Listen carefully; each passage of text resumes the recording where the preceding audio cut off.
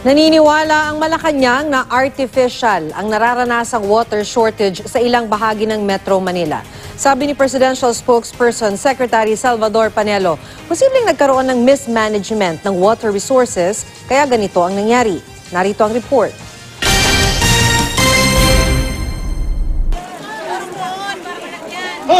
Hirap na hirap ang mga customer ng Manila Water pero wala namang problema ang mga sineserbisyohan ng Maynilad.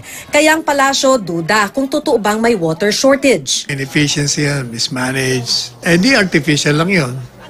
Kung ganon. Because if the source is puno and another concessionaire has puno also, ay bakit naman yung isa nga hindi? Sa monitoring ng Pag-asa Hydrology Section, normal pa ang level ng tubig sa Angat Dam, ang pinagkukunan ng water supply ng Metro Manila.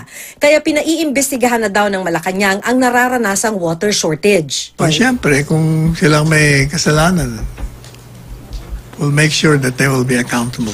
Ang sabi ng Manila Water, maraming ang tubig sa Angat Dam pero di nila ito madala papuntang Metro Manila dahil sa limitasyon sa laki ng kanilang tubo. Dahil di mapuna ng demand, napilitang tuloy silang gamitin ang nakaimbak na tubig sa Lamesa Dam, pampuno. Bumagsak na sa pinakamababang level ang Lamesa Dam sa loob ng 21 taon. Ang normal high water level ay dapat nasa 80.15 meters. Pasensya na, sabi ng Manila Water. Kahit daw sila nagulat na sa taas ng demand, hindi na nakarating ang tubig sa ibang lugar. Ang concession ng Manila Water, may mga lugar talaga na matataas.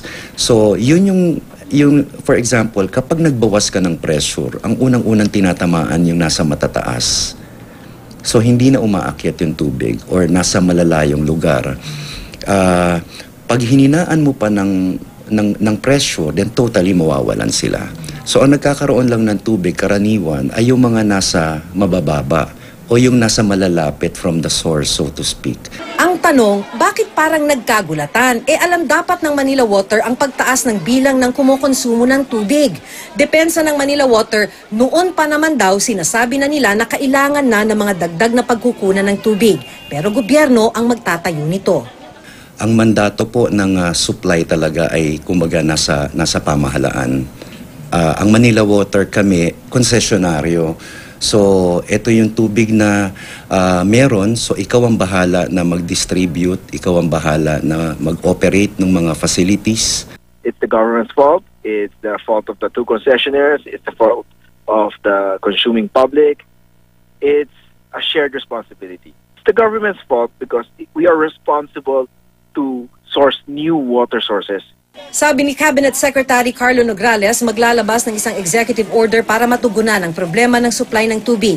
Ang draft ng EO matatapos daw sa susunod na linggo para malagdaan ni Pangulong Duterte sa susunod na cabinet meeting. Ang cabinet meeting nakaschedule sa unang Lunes ng Abril.